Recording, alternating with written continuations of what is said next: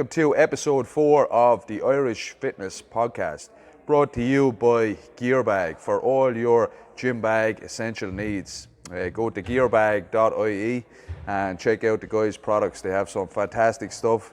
My particular favourite is the RX jump rope, which I've been using for years. If anyone asks me what rope I use, then that's a great piece of equipment. Darryl will get it out to you ASAP. So again, any of your gym bag essentials, have a look on gearbag.ie. So, Shane, how are we doing, buddy? Good, man. Good. So what happened last week? How did everyone go around the country with 20.3? So I think as an overall in the world, there wasn't actually that many like finishes. Only the really top people obviously finished, like games athletes and stuff like that. But we're looking at in Ireland, the top guys, only there's 5 finishes we had, or 4. 4 of them. So out of the finishers, so 20.3 out of men were Sam Stewart, Niall McCarthy, Jamie Heaton and PD Savage. And it's always forever interesting on this leaderboard. Jamie Heaton and PD Savage got the exact same time. That's insane. Just absolutely make things insane. Even more better. That's the second time now in 2 workouts. Yeah. So the first one, and if you look at the times as well, so 8:23, I believe they both finished the first workout in, and they both finished this one in 8:31. Crazy. Mad. The two like boys it's are like they're planning it, yeah. psychically connected or something. And then we saw, so 8:31 from Heaton and Savage, and then up into second place then Niall McCarthy, our foal, got 8:20, and then Sam Stewart sitting on top of the leaderboard overall as well, with an 8:04 and 20.3. Having a really good open, Sam is. He's kind of cleaned up his performance from last year, and he does holds. We kind of saw in his game, he's a young guy anyway, but he cleaned up anything he kind of had, and it's looking really good. An 8:04. Which is a very good time, you know. Phenomenal results. To finish that is an amazing feat of fitness, I think, isn't it? Yeah, I think what's a worthy shout out as well is looking at Michael Smith coming back into the frame. Yeah. He got 158 reps on this, so that puts him 7th in the workout. Well done, Mickey. Moved him up to 13th place overall, so he's climbing that. We kind of knew he'd be back. Can't really keep him down. He's that good of an athlete. And then Tyg Lawless in there as well. Yeah. Shout out to One of the only few actually uploading all his videos too, so anyone can have a look at them. As I said, anyone that puts up videos is always opening themselves up to a lot of public criticism. So if they do put up a video, Ty could have easily gone to any CrossFit gym and he could have just gotten a score judged and submitted. But he decided he took a very brave route, I think. Yeah. And he's very confident with his form, he's confident with his reps, and he uploaded the video. So shout out to Tyg again, the future. Yeah, so in between all those kind of things, we have the finishes at the top were 4, and then the kind of goes from the 149 reps or 148 reps that Tyg got up to about 161, and then there's finishes after that. So I think if you're on 161, you're on that handstand walk, or you're somewhere in between. I need to check the scorecard myself now, but you're on that.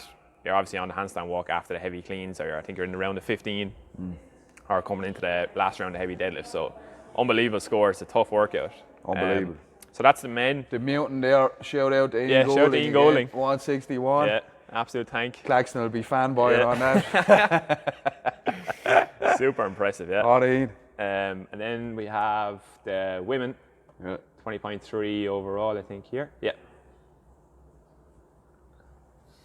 So, only 2 finishes in the workout on this one.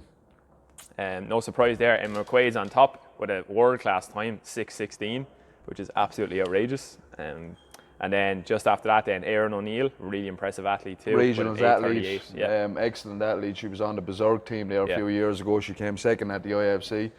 So, 3rd at the IFC rather. And then it goes into Amanda Cummins. Was in 3rd place there in that workout. Not a great performance reps. from Amanda. Yeah, solid athlete. Yeah. Looking down the leaderboard then, we have another athlete, Claire McGlynn, who's uploading all those videos too, which I think is always an interesting move, just to show like the work that's going in and not afraid to put themselves out there. So, and then from then up, Claire McGlynn has around 139 reps in that workout, and it goes from 139 up to about 160, which is what Amanda Cummins got. That kind of goes in there. Aoife Burke's in there as well, 146 reps. Always, yeah. Staying in the leaderboard, staying on top there. That's about it for the kind of overall, or the 20.3 standings for the women. So what we look at is overall standings for both. So back to the men overall.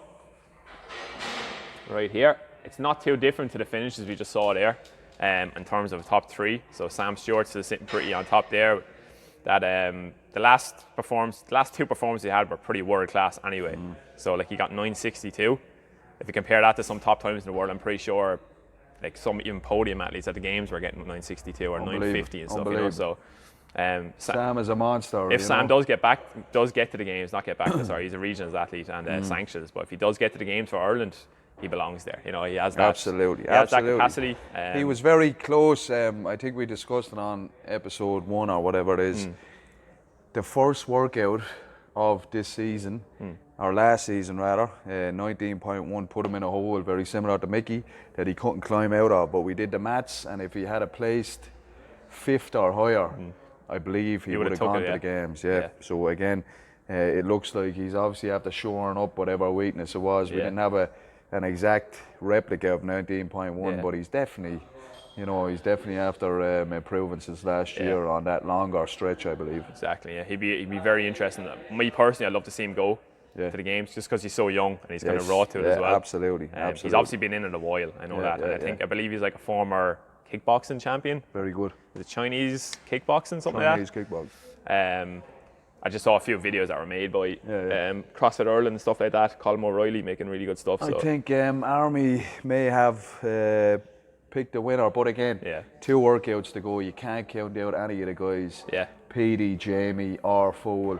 It looks like the separation between Fowl and Ian will be too close, too large to close. Yeah. So you're talking about 4 points between Sam and Jamie and then Fowl. So I think realistically at this stage, I think it's between Petey and for sure. Sam. Only 1 That's the way point it there, looks. so Sam is on 7 and Petey's on 8. So it's all the depends all how to it go plays for there. out. And again, Sam has 2 firsts and a third. Petey has a first, second, third. So it's anyone's game. And we were saying there the other day, even off the podcast, that we'd love to see two of the top Irish athletes like we did last year go head to head to kind of battle that out, like Mickey and Fowl did last year. Brilliant to see. If anyone can make that happen, lads, let's get a head-to-head for 20.5. And we know Filthy 150 would, but they're doing an event in Boston with Patrick Vellner and Andy Thorstar. Someone else should do it. Maybe someone up in 80-20 or Colin up in CrossFit Ireland. Especially if it comes down to the wire. For those two, it'd be amazing. I'm sure. I think it will. I would imagine if it's not a draw after this week, there's going to be 1 point in it. That's the way I would see things. So fingers crossed we get our wish. And someone, even if it's not a big high-scaled, like big budget production. No, or whatever. just a gym floor. Get the 2 of them together. Put a camera on them. Not broadcast it live, obviously, because it'll be whatever in the morning.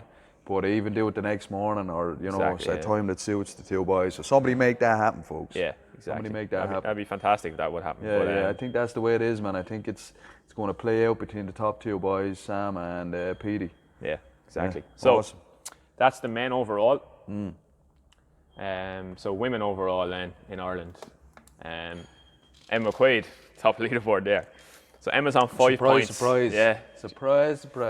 Emma is kind of running away with the Open. She is. But that's not to say that like Amanda Cummins, Eva Burke and Claire McGlynn are not really putting up great scores. I think it's a fight for second now at this stage. For sure. Well, fight for second between Amanda and Aoife. Yeah. It's kind of the podium spot. If you look at it that way, it's a first, second, third. Emma, like we saw in this year's Irish Fitness Championship, she has it pretty much locked up. Start to finish again. There's levels to this shit, and she is at that top tier level. Whereas all the rest of the girls in Ireland are fantastic athletes, but they're not that level yet. I'm sure in the future. I have all confidence to see. For sure. More Emma puts in a Irish lot of time stars, into her but training, she does. we all know that. So she's a professional. Obviously, all these girls do too, but you see Emma's in another place now with her training in the world. Not just an Irish look at it. She's one of the best in the world. Yes. Amanda Cummins is just a super impressive athlete this year, especially with a second place finish to start it off. You can't really go wrong. Because that first workout was arguably one of the hardest workouts we ever had in the Open. I think even looking back. I haven't been in the game as long as you have, but I know that workout hurt. It did. Especially the fitter you are, the quicker you're going to do it, so the more it's going to hurt. You're going to push more. So what I mean, especially when you have leaderboard places on the line, you're a lot more inclined to push it, obviously, because you have more to lose. So you will be extra going at it, if that makes sense. exactly, You know what I mean? Aoife Burke is just behind Amanda there, about 2 points off her. Yep. She had a third place to start off, second place, and a fifth place in the last workout. I think this next one could actually really suit Aoife, you know, because we're kind of favouring kind of the stronger athlete. I think Amanda will do really well on this one as well. Yes, she will. Obviously, Emma will. Yeah. I'm looking forward to seeing Emma I score think on this. the separator on this is probably the weights. Yes. Do you think anyone will finish it from? I think Emma possibly. Emma could definitely have a chance at it. Like I watched it last night. I saw. I think you watched as well. Ben Smith was the only one to finish it out of Ben Smith, Jason Carroll, and Sean Sweeney. Do you know what I mean? Like Sean Sweeney's been to the games I think 3 times. Jason Carroll's been there twice. Smith's been there 11 times. But his experience kind of got the better of the 2 boys that were there. They took off at a serious pace as well. Serious pace. I know it was weird for Sweeney, the cowboy. I thought he'd go really conservative because he does announcements all the time. Yeah. You know, he's used to that. He should be a pro at it. Yeah. Obviously not. He done the filthy 150 one as well. And he is so hard a to know, crowd though, pleaser. He threw on the cowboy hat for the last lift. I saw that. So what rep did he finish on then? I think there's 5 reps left in it. We'll get to the workout in a sec, but I think he was 1 rep off finishing the whole workout. Close. He will do that. He will do. And what did we see? What do you make of 20.4? I think it's a masterpiece of a workout. Yes, I agree. When he started off with, I watched the CrossFit Diablo one last night. Streamed in America about 12:30 last night. Just the guy started off with box jumps. I was like, I love it already. Yeah. You never see box jumps in the open now. Let me see. I think in 17 we had burpee box jumps. Yeah. I don't recall the last time we had just a box jump on its own. Now it's kind of weird that they allowed the step ups, isn't it? Yeah, it is. That's a strange move. I'm not necessarily a fan of that. I think if you're making a movement, you should call it a movement.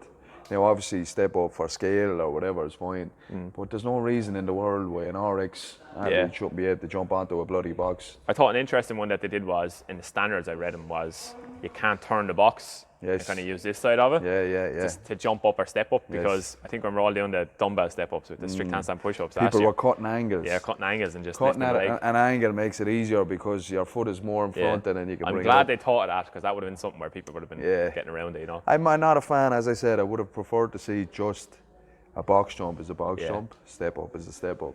But again, I'm sure it will still be equally as difficult. You know what I mean? Some people will choose to step up. I think I'm going to try. I don't know. You could get greedy and go for a load of jumps, couldn't you? You could. I think I will for the laugh and just see how I fare. Yeah. See how it goes. I will actually read out the workout just in case. Let's call it out there and see what we we're can dealing. analyse it then. So it's 4 time. Yep. 30 box jumps, 15 clean and jerks at 43 kilo and 29 kilo. 30 box jumps, 15 clean and jerk at 61 kilo and 38 kilo, 39 kilo. 30 box jumps, 10 clean jerk at 83 kilo and 52 kilo. Then it goes into single leg squats or pistols, if you know them as that. So 30 single leg squats, 10 clean and jerk at 102 and 65. 30 single leg squats again, 5 clean and jerk at 124 and 79. So it gets heavy there. 30 clean jerks or 30 single leg squats. Tongue twister, isn't it? It is, yeah. It's a lot. Looking at this board now. 5 clean and jerk. Then the last bar is 142 kilo and 102 kilo for women. Nice. That's savage, man. Some big weights then. So we see the same weight on the clean and jerk this week as we saw on the deadlift last week. Interesting, that isn't last bar. Yeah. That's what I love about it. Normally in the open you'll see one heavy bar. Yeah. And that's it. And throughout the whole thing. If that, you know, the heaviest bar we ever had was I think it was the cleans, and one of the ones it was in a repeat last year with the toes to bar and the double unders. Yeah, it's the same, but that's very unusual to have 2 heavy bars back to back like that. Yeah, you know what I mean? And the fact that it's clean and jerks, even just with just cleans would be a hard enough workout. So clean and jerks just adds to that. Like, what way are you thinking of tackling it now? I know you're going to give it a shot later without the overhead portion, maybe, possibly. Yeah, I won't be doing, because for shoulder injury I'll be doing just the cleans. I won't be pushing any weight over my head just yet, but I probably could if I wanted with the 43. But when I got to the 225, I'd be smart to. It won't be smart to be push stuff over my head just yet. No, not yet, man. So with the cleans, I'll probably just go for it on the box. See how I feel after. To be honest with you. Send it in the first 3 minutes. Why not? I know I can hold on for cleans at least. You know. Yeah. I think when it gets to this, just maybe 10 into the 60, I probably might touch and go and then just go singles from there. Just to keep go to show, because when you get to those pistols, they're just going to wreck your I quads. think singles early on the clean and jerk would be smart for most people. I saw, did Ben Smith do the 15 on the first bar? I think he so. did unbroken, and then he did about 6 on the 61 kilo, and then he went to singles. Yeah. So I think that would be a smart move. The best thing about someone like him though is that his cycle rate will never slow down. No. So if he's doing touch and go, he'll do touch and go, and it'll all be the same pace. That's what you see the top guys do. And if he's doing singles, he knows that he doesn't stand there and look at the bar. He'll drop it. He doesn't chalk up, look at the bar. No. You know, the only time I saw him chalk up last night is when he was actually doing the final bar, and he would just go over, just a bit of chalk in the hands, then he'd lift it because it's like a max lift. That's at that a point. serious lift for 5 reps at the end of all that work. Yeah. And for the first time ever, surprise, surprise, pistols. Yeah. Pistol, that was a big shock this morning.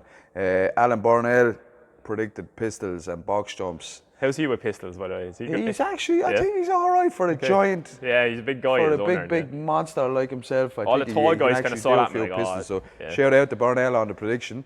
I'm not necessarily a fan of pistols. Here I go again. Not necessarily a fan of this. Yeah. Pistols, judging pistols in competitions is an absolute nightmare. Nightmare. We had it in the IFC there a few years ago, and judges are great, but it's so hard to deal with. You nearly want to be running from side to side. You know what I mean? I remember doing them in the Standing IFC. down at an angle. I envision a lot of horrible reps on them pistols, people falling over and shit like that. They're a fantastic test. Yeah.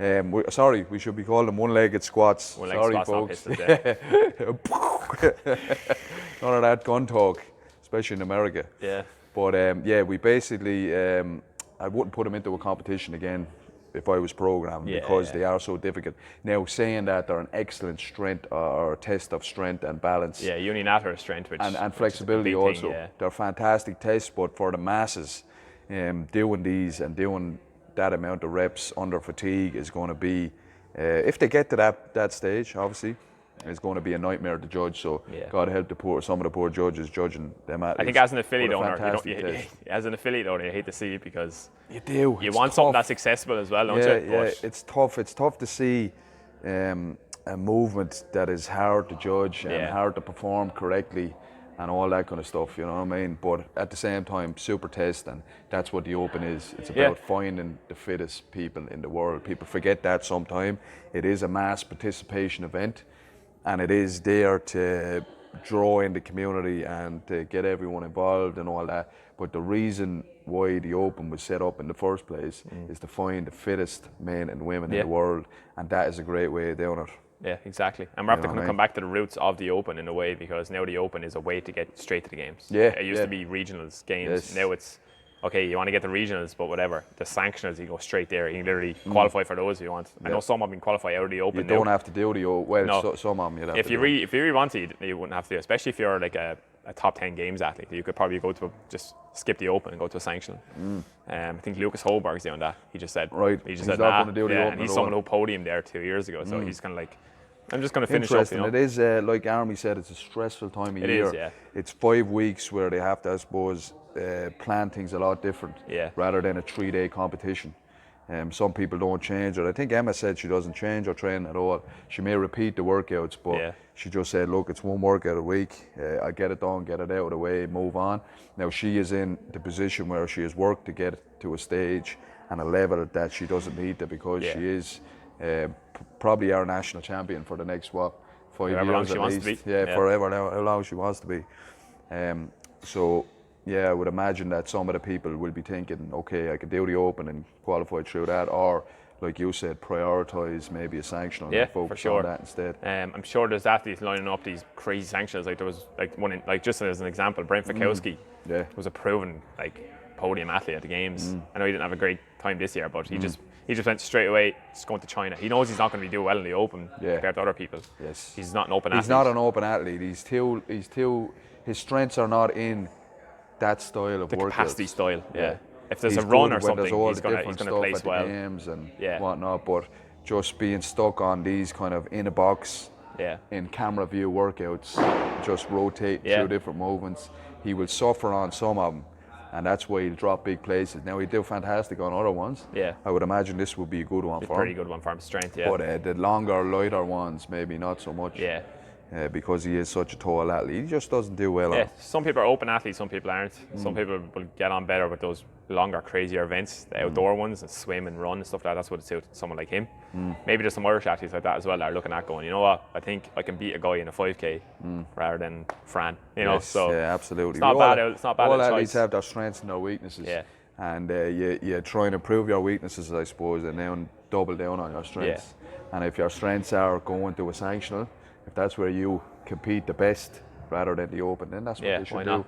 Why waste 5 weeks, stressing and worrying if you know deep down that you're probably not top 20 material. Exactly. You know what I mean? One little parallel I saw with how Castro was like programming these workouts is that we saw in the games kind of a history of like clean ladders, like a speed clean ladder or maybe just a snatch one.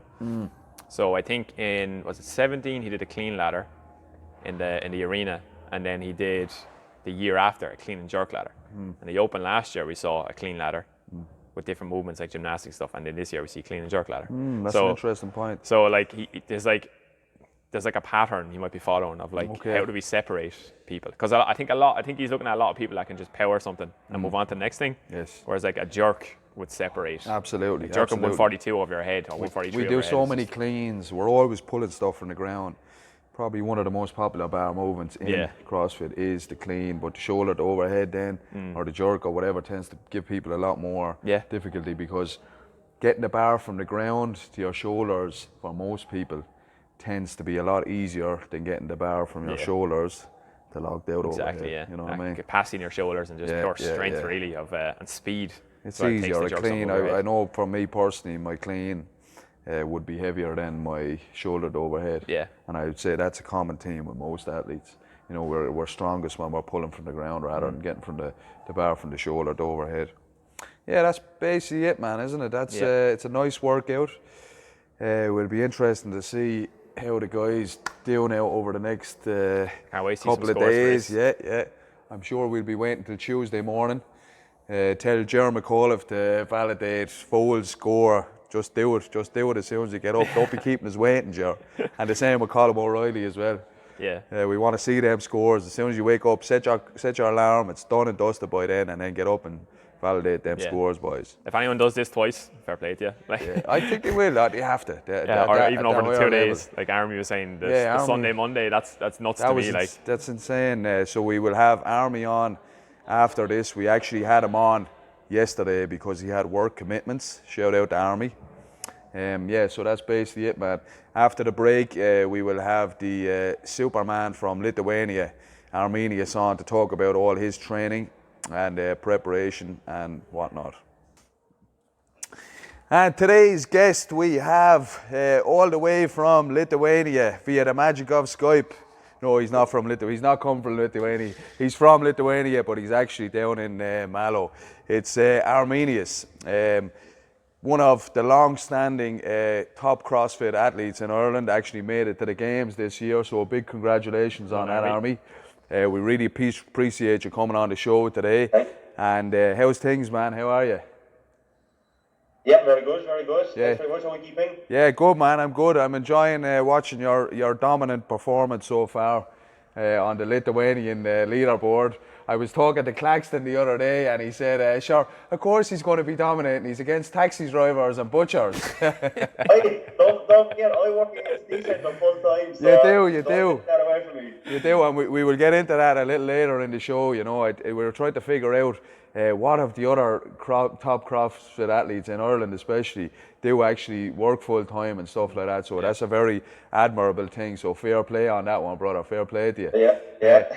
Right, we'll kick it off with a few questions. Shane, do you want to ask Armi there? Yeah, so Armi, just to start things off, just a basic background and your kind of introduction to the sport of CrossFit and how you got into things, if you can.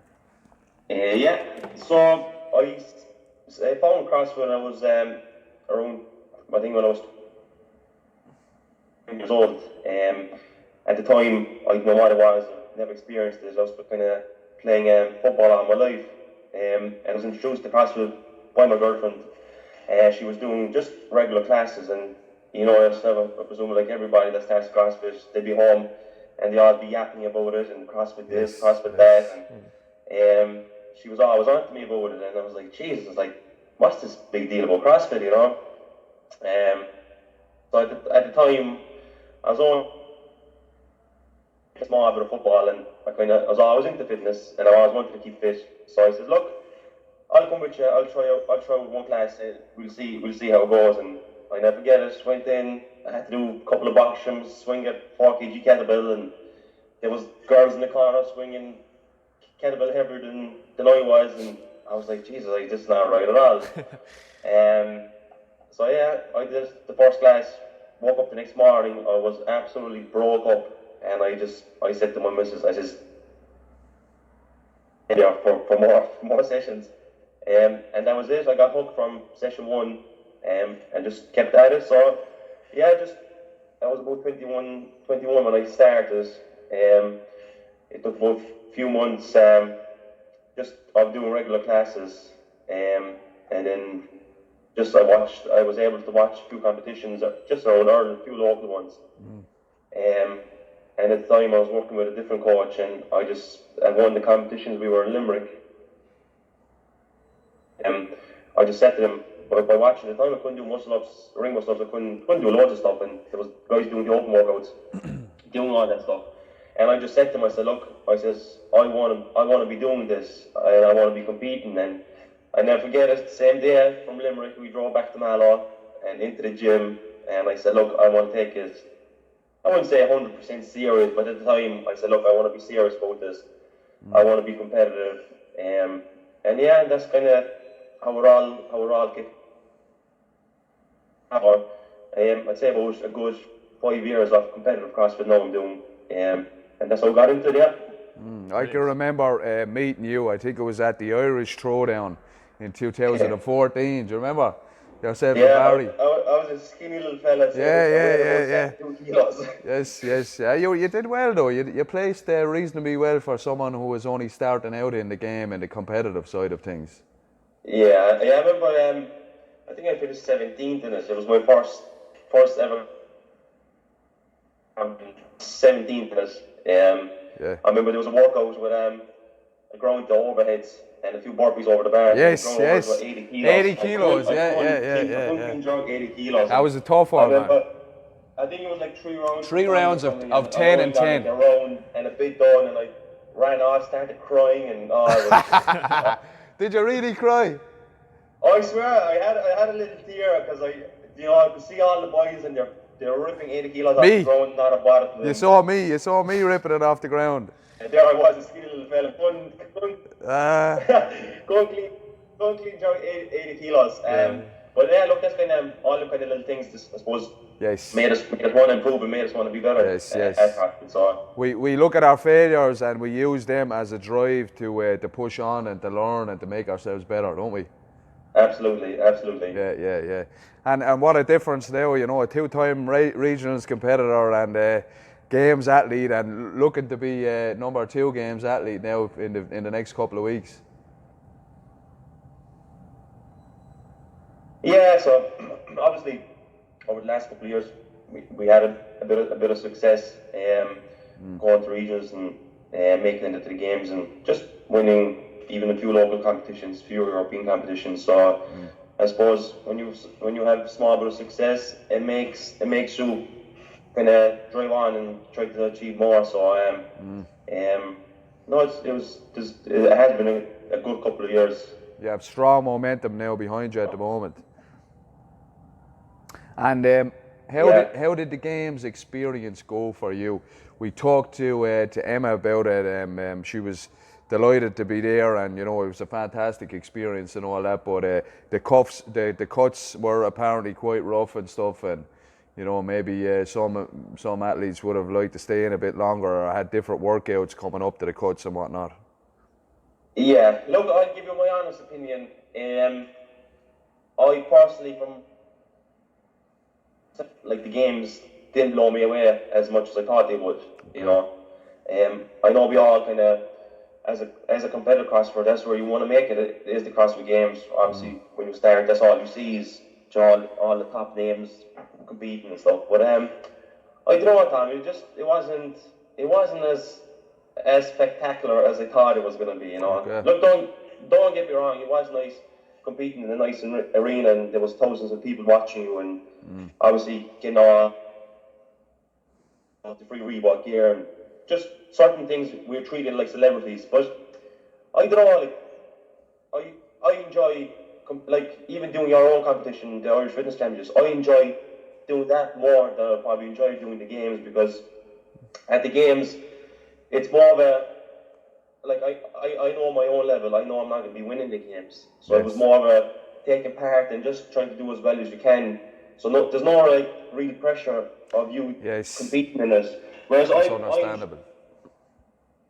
I competing at the Irish Fitness Championships because all eyes are on you, because people know obviously how good you are and they're expecting good things of you. So like I kind of enjoy that other pressure of you have to do well instead of look, just go and do your best, you know, that kind of way. Well, I suppose you're a competitive athlete, and like you said, going into the games, you know, depending on where you qualified, it might be easy to say, I probably realistically I'm not going to make the podium. So there might be a kind of an ease off in pressure. Yeah. And I think someone like you, because you are such a competitive athlete, you thrive under the pressure. And if that's taken away, then you're obviously not going to feel the same performance benefits, we'll say. Would that be true to say? Yeah, look, it is, because even obviously from doing regular Irish competitions to doing European competitions, like you always tend to be there on the last day, in the last workout, doing the final, probably fighting for the podium. Whereas at the game, like, alright, look, the goal is to make the first cut, and you made the first cut, and there's like, so look, if you make the second cut, you make the second cut, you know. It wasn't the case of like, I want to be there in the final, I want to be there fighting for the podium, you know. So I was like, look, for me personally, it was good experience, but I prefer to do other competitions, just to put it that way. Yeah, I understand. Well, the good thing now is I think you're going to get to do both, you know what I mean? It looks like from your dominant performance on the leaderboard in Lithuania, you're going to make another trip back there. And also then you have the options of doing your European competitions where you're in a real contention of either getting on the podium spot or actually winning the competition. So that's a good thing, you know, you don't have to settle on one or the other. You can say, right, I'm going back to the games and that can be my yearly thing to represent my country, but my competitive side then can be exercised in the actual European comps and the IFC, of course. We'll have to come back to that always. So we all know that you're, congratulations on the games anyway, and you know it's a big thing, so fair play to you and represent your country. We all know that you do train full-time, or not full-time, you train an awful lot, but you also must hold down a job as well. What does a typical day in the life of Army B look like in terms of training and then trying to manage your work life also? So, like, obviously I have two days off during the week, which would be a Monday and a Tuesday, which counts as a weekend for me. Just Mondays and Tuesdays I always have double sessions. Morning time will always include some probably a long conditioning piece, probably biking or rowing. And then evening time could be some gymnasticy, with a few workouts, a few intervals maybe. And that's kind of it, really. The days I'm working, just try to get the sessions done before I head off to work. So I only have one session during the day,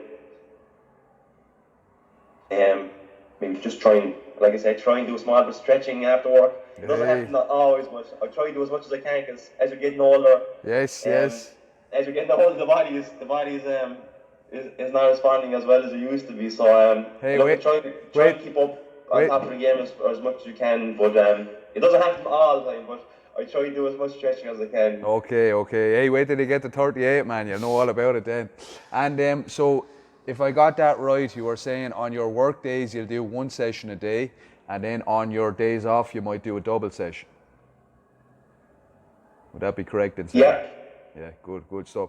And in terms of recovery, do you do anything extra? I know you do your little teeny bit of stretching, little small bit, but do you do anything like saunas or cryo or anything like that? Is that something that you incorporate in your training routine? Yeah, so like Wednesdays will always be my recovery day. So which probably include just a maybe like a 3 to 5 kilometer run, the nice and handy pace. And then Wednesday will always be swimming pool day, which includes sauna. So it's just kind of more of a chill out day every Wednesday religiously. So yeah, that would kind of it. Saturday then it's a complete rest day, so Good I wouldn't stuff. be doing much. And in terms of nutrition, are you following any specific diet or anything like that? I know you like that juice, that beetroot juice, folks. Yeah, a bit of cottage cheese. The juicing as well. We love the juicing, don't we? No, Tom, Beetroot juice. The beetroot juice, yeah, my father still makes it, so. Does he? Yeah, good. Yeah, but I know, look, that's probably one aspect that I kind of never really put any thought into it. Okay. I was always a healthy eater. I never knew how healthy, or counting like macros and all that kind of stuff. It would be my kind of cup of tea. But no, look, I eat fairly healthy. So healthy breakfast, healthy lunch, dinners. I might have the odd maybe chocolate bar from there and there, but not a fan of sweets or chocolate or any of that stuff. I do like chocolate. But no, yeah, I'll be fairly. Any Lithuanian sausage in there or anything like that? maybe when I'm hungover. We all like a bit of Lithuanian sausage when we're hungover, buddy. Don't worry about it. Shane, would you like to get into the next section? Yeah, Armi, so you touched a bit on kind of like your competitive, what you're doing for competition stuff now. Just on the Open so far, and you're doing so well on the Lithuanian side of the leaderboard. What's your kind of opinion so far on those workouts? Did you enjoy the last 3 workouts we had, or are you enjoying the Open in general? What's your thoughts on that? Yeah, so look, personally for me, the Open, it's not really a priority this year. Obviously, after the games, I had a chat with my own coach, Stephen, and just with the whole experience, I said, look, I will do the Open, I will participate, and if I do well, I do well. If I don't, it bothers me. This year, I'm looking to go back and just be that small bit more competitive and try and maybe do a competition once every 2 months or so. Because obviously I enjoy competing, and I don't want my whole season to be surrounded towards the games. So no, look, obviously it's nice to be doing somewhere well in the Open, considering I'm not really 100% committed to it. So like I said, if I do well, I'll be happy with it. If I don't, I won't be with it. So, but yeah, look, the workouts, they were okay. The first 2, just really grind workouts, and the last one, oh Jesus Christ, I don't ever want to see that workout again. Did you do it twice? The third one. Yeah, third one. 20.3. Did you repeat it? Yeah, I did it. I always do the workouts twice. I do it on a Sunday evening, after work, and I always do it on the Monday. I don't get a chance to do it on Fridays and Saturdays because of work. That's a quick turnaround, man, for that kind of weight with the deadlifts and whatnot. I know what. Fair play to you. My back felt it, so I bet like it did. Look, I was happy with what I got. Like I said, I'm not too upset about the results. Yep. So Did it works so good. It works so good. If it doesn't, like I said, I won't be too upset about it. Did you improve your score between the Sunday and the Monday? And does that often happen? That's a very quick turnaround, isn't it? Yeah. So I always, Tom, every time repeating the workouts, I always get a better score by repeating it. So on Sundays,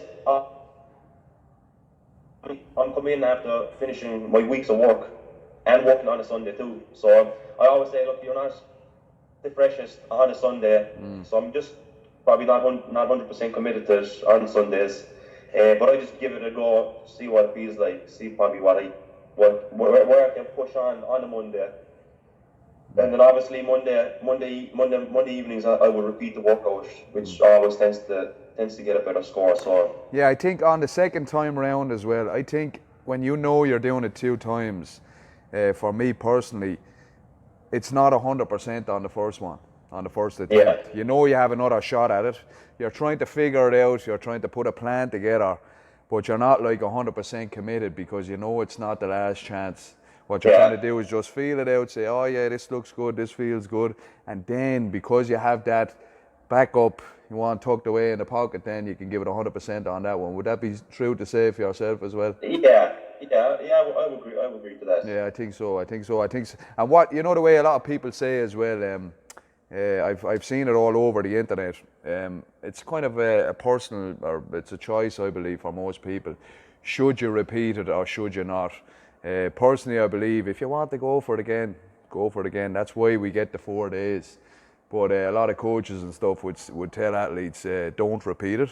What would you say to the average CrossFitter who wants to do the workout again, or they're considering it? I think if the Open is some,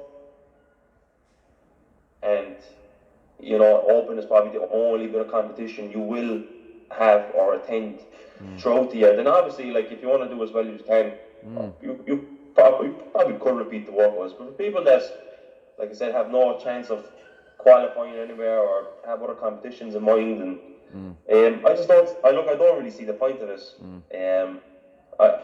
I've been there trying to qualify for regionals, and the stress of the Open that takes over your life from five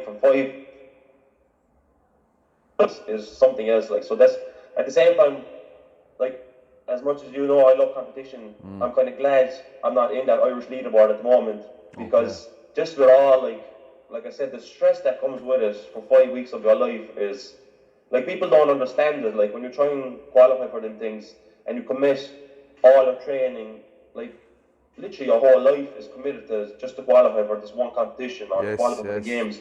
Like, people think it's just like, oh yeah, you do the workouts a couple of times. It's not. Like, you're constantly thinking of it, you're bringing it home with you, you're checking what other people are getting, you're watching videos of tips and this and that, and I tell you, it's not as sweet as everybody thinks it is. It's a horrible experience, so I'm kind of glad I'm not in it now. It's nice to, like I said, I don't always have it easy, even in my own country. Like, there's guys coming through,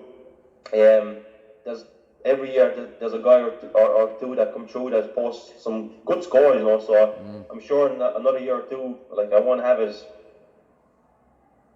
I saw but at the moment it is nice to kind of just chill out, but like I said, more than enjoy the Open than the stress of it, and just kind of kicking back around every Monday evening and watch the Irish leaderboard pan out. You're glad not to be up against the boys, so you are in a very you constantly, like, you can't tell anybody your score, because look, this is Ireland. The rumours fly around so quick. Yes, they do. They so surely now, do. obviously, I'm such a good friends with the likes of Sam and Mickey. So it's nice to, like, bounce ideas with each other about doing the workouts, even though, like, I won't be competing against them, so like, they can tell me their score, I can tell them my score, and we can just have like a score to beat or some ideas to bring in before you do the workout. So yes, you are in a very unique position in the fact that you're in this country, but at the same time you're competing outside the country. So I would say for the lads, like you said, you're a very valuable resource, that you can bounce ideas off, because they can't talk to each other. There's no way they'll be saying, hey, what did you get, or whatever. Or if they're smart, they wouldn't anyway, you know what I mean? Because everyone has a target on their back, like especially with the top four. I would never tell, like I said, I'm such a good friend with Sam and Mickey. Like, when the boys tell me their scores, I would never tell their score to one or the other, It's just, I keep it to myself, but it's nice to have the likes of their scores to try and beat from myself, So, no, look, it's much easier than the boys do. Yeah, absolutely. So, who do you think is going to be on top after the 5 weeks? Come on, give us the Army prediction. I personally think, look, I'm friends with Petey and friends with Sam, and I personally think it's going to be Sam Stewart. I just think after what happened last year with Sam, I think he learned a valuable lesson. Yeah. And like, so far, the Open has been going with 3 workouts gone. Like, I just think Sam will just, I think he'll just edge it, I think. He's looking good on it. He's looking good. Sam last year did what Mickey did this year. Didn't he? Very similar situation where the first workout didn't go at all to plan, and they dropped, an immense amount of spots on the leaderboard. Mickey's making a comeback. He's coming back, but I would imagine he feels a bit deflated now, knowing that, you know, the top spot is realistically is probably out of grasp at this stage. But look, don't get anything away from Mickey too, because for myself and Mickey, it has been a long season, and for us, like the games were just finished, and we have to literally take whatever a week or two off and go back into it and get ready for the Open again, because the Open was on in only a few weeks just after the games finished. Like so, like I said, obviously Mickey didn't have the Open he wanted it to have. Like, but like I wouldn't take anything away from him, because I'm sure I wouldn't be if he qualifies through the sanctions, because I think so. That man, he always produces on a big day. Like, I think that's what I would imagine that's what he's thinking now. You have two male athletes competing at the games. Yeah, I think so. Hopefully, fingers crossed. Mickey is a true champion. Shout out to Mickey, and I'm sure that he will, bounce back better than ever. The Open again is only one small part of the qualification process now with the games, which is great for everyone, because how many sanctions do we have now, Shane? Oh, there must be nearly 30, I'd say. Nearly 30 sanctions, yeah.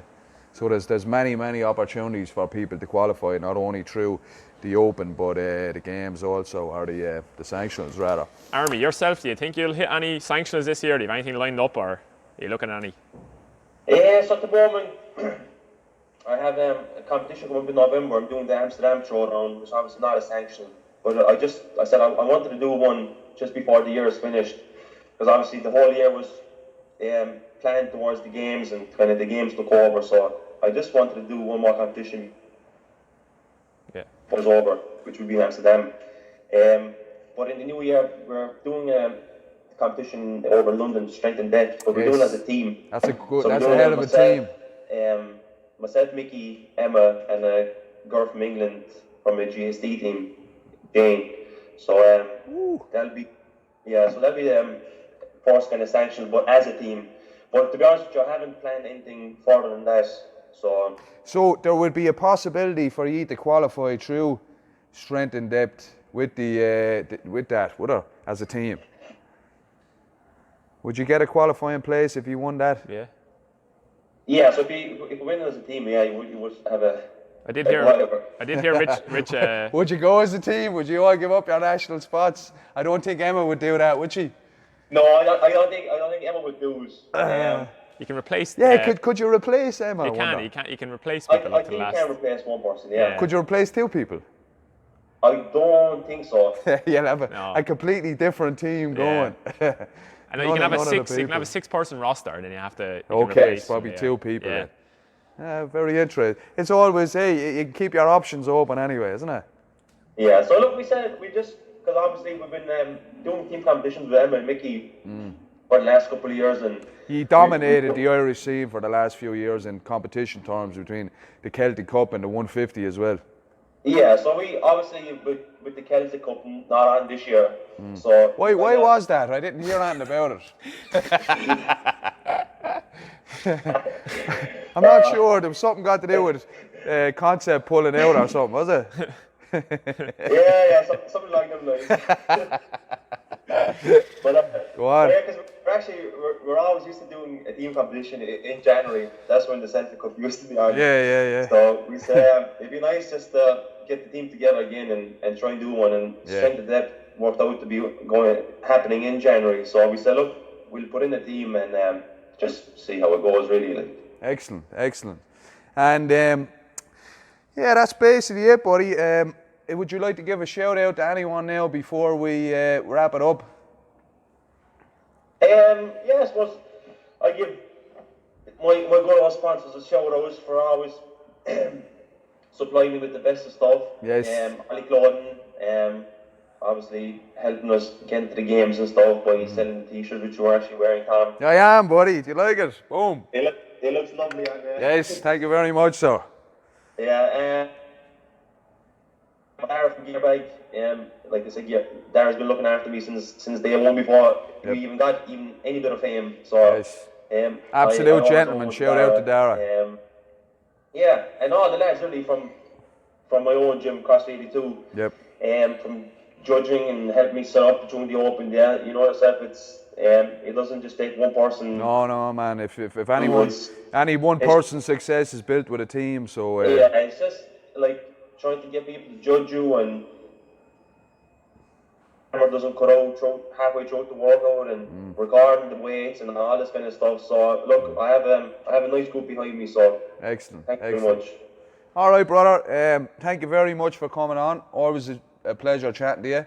If you see McDermott wandering the streets down there, tell him I said to get back in the gym. He needs to get back on that fucking Masters leaderboard. I will do. Sound, my friend. Sound. We'll talk to you later. Take it easy. Thanks, Armi. Thanks. So that's a wrap for episode number 4. Anything else we need, Shane? No, I think that's that's about it. it. Yeah. See you later, my friend. Take it easy.